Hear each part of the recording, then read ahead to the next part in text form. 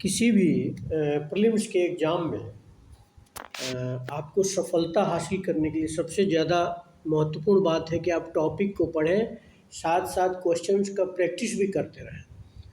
दोनों में बैलेंस होना चाहिए। आप टॉपिक पढ़ें, प्रैक्टिस करें, फिर प्रैक्टिस करें, टॉपिक पढ़ें। प्रैक्टिस करने से, क्वेश्चंस को प्रैक्टिस करने से जो कुछ कमी रह जाती है या आपको लगता है कि एग्ज़ाम के प्रेशर में, एग्जामिनेशन हॉल के प्रेशर में आप कुछ गलती कर रहे हैं, तो उसको आप घर पे ही दूर कर सकते हैं। तो आइए कुछ ऐसे ही कुछ क्वेश्चंस को देखते हैं जो आपके एग्ज़ाम से रिलेटेड है, प्रीलिम्स से रिलेटेड है और ज़रूर इससे आपको मदद मिलेगी। तो आइए देखते हैं। सूची 1 और सूची 2 को मिलाना है। तो इसमें है, एक तरफ नदी का नाम दिया गया है और दूसरी तरफ शहरी बस्ती दिया गया है। बहुत ही सामान्य प्रश्न है। तो देखिए गंगा, गंगा और इधर जो ना आप देखें गंगा के किनारे कौन सा शहरी बस्ती है? कानपुर। तो ए का 3 हो गया, ठीक है। कृष्णा, कृष्णा विजयवाड़ा, कृष्णा विजयवाड़ा, तो बी का 1 हो गया। ब्रह्मपुत्र तेजपुर, तो सी का 2 हो गया। और महानदी कटक, यानी 3, 1, 2, 4, यानी इसका आंसर डी हो गया। तो ऐसे प्रश्न का प्रैक्टिस करें जहाँ पे एक तरफ शहर दिए हैं और दूसरी तरफ नदी दिया हुआ है। आइए आगे अगला प्रश्न देखते हैं। तो यहाँ पर देखिए भारतीय जनजातियों और राज्य से संबंधित प्रश्न तो हर एक परीक्षाओं में पूछा जाता है, चाहे वो जो है ना पीसीएस हो, यूपीएससी हो, बीपीएससी हो, सब में पूछा जाता है। तो आइए देखते हैं भारतीय जनजातियाँ और राज्य। बैगा, बैगा मध्य प्रदेश में है, तो ए का 4 हो गया। भूटियाज, भूटियाज सिक्किम में हो गया, तो बी का 2 हो गया। कार्बी असम में हो गया, सी का 1। और रंगपा उत्तराखंड, डी का 3, तो हो गया सी। इसका सही आंसर सी, 4, 2, 1, 3, सी। पुनः बैगा मध्य प्रदेश, भूटियाज सिक्किम, कार्बी असम, रंगपा उत्तराखंड, तो इसका आंसर हो गया सी। अगला प्रश्न मिलाइए। पहाड़ी का नाम दिया है, राज्य का नाम दिया है। ऐसे प्रश्न अक्सर विभिन्न परीक्षाओं में पूछे जाते हैं और आपको लगातार प्रैक्टिस करते रहना चाहिए। मिकिर की पहाड़ी, बहुत ही चर्चित नाम है मिकिर, असम में, इसको जोड़ लीजिए।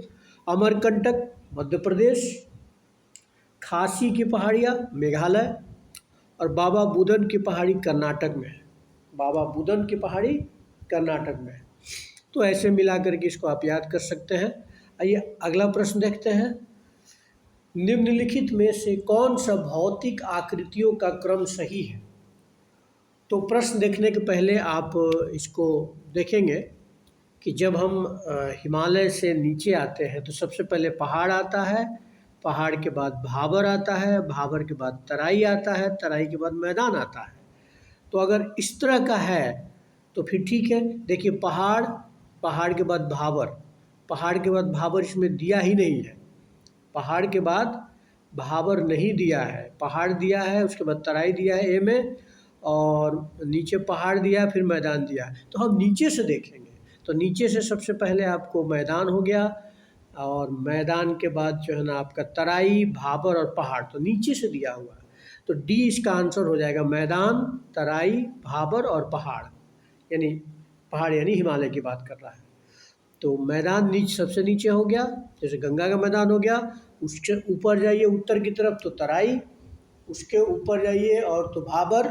भाबर एक ऐसा क्षेत्र होता है, बड़े बड़े पत्थर पाए जाते हैं, ठीक है, और वहाँ पे छोटी छोटी नदियाँ लुप्त हो जाती हैं। तो इसका डी आंसर हो गया। अगला प्रश्न देखते हैं। विटलसी द्वारा दिए गए कृषि प्रणाली कहाँ को सूट करता है? तो देखिए एक प्रश्न है, विटलसी, चलवासी पशुचारण, चलवासी पशुचारण। बी भूमध्य सागरीय कृषि, सी व्यावसायिक दुग्ध उद्योग, और डी पशुपालन या रैंचिंग, रैंचिंग। तो इसमें सबसे पहले देखें चलवासी पशुचारण, तो चलवासी पशुचारण आपका हो जाएगा। ये पहले देख लीजिए, भूमध्यसागरीय कृषि तो मोरक्को हो गया, भूमध्यसागरीय कृषि मोरक्को, यानी टू बी का टू बी का टू। और चलवासी पशुचारण मंगोलिया, ए का 4।